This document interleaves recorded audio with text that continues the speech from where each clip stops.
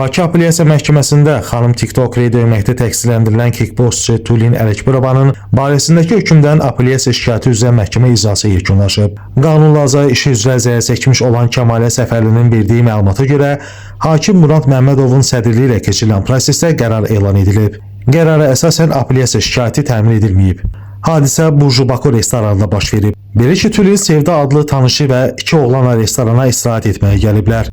Tulin spirti içki qəbul etdikdən sonra halı pisləşib. Tulin Sevda ilə birlikdə sanitar qovşağa gediblər. Tulin içəri daxil olanda Sevda qapıda dayanaraq heç kimin içəri girməsinə icazə verməyib. Bu zaman sanitar qovşağa gələn zərər çəkmiş Kəmalə Səfərli adlı xanım içəri daxil olmaq istəyib. Lakin Sevda ona icazə vermədiyi üçün Kəmalə ilə aralarında mübahisə baş verib. Səsküyə qapını açan Tulin Kəmaləyə yumruq və təpik zərbələri endirib. Təqsirləndirilən Tulin deyib ki, hadisə zamanı sərxoş olub və Kəmalənin Sevdanı yerə yıxdığını gördüyü üçün ona bir yumruq zərbəsi vurub. Kəmalə isə ifadəsində deyib ki, hadisə vaxtı Sevda ondan sanitar qovşağa getməməsini istəyib. Kəmalə bildirib ki, bir neçə dəqiqə gözləsə də, sonra vəziyyəti pis olduğu üçün sanitar qovşağa keçmək üçün Sevdanı itələyib. Tulin sanitar qovşaqdan çıxaraq ona yumruq zərbələri vurub.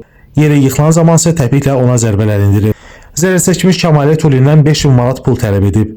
Bildirib ki, aldığı xəsarətlərdən sonra da bir müddətdə işləmədiyi üçün ona maddi ziyan dəyib. Zərər çəkmiş şəxs Tulindən şikayətçi olduğunu deyib. Məhkəmə araşdırması zamanı məlum olub ki, hadisədən sonra Tulin həbs edilib. 2 gün həbsdə qaldıqdan sonra onun barəsində polis nəzarətinə verilmə qəti imkan tədbiri seçilib. Nəriman rayon məhkəməsi Tulin Ələkbərovanı xuliqanlıqda təqsirli bilib və 6 ay müddətinə azadlığın məhdudlaşdırılması cəzası təyin edib. Orxan Rasifoğlu, Məhkəmə xəbərləri.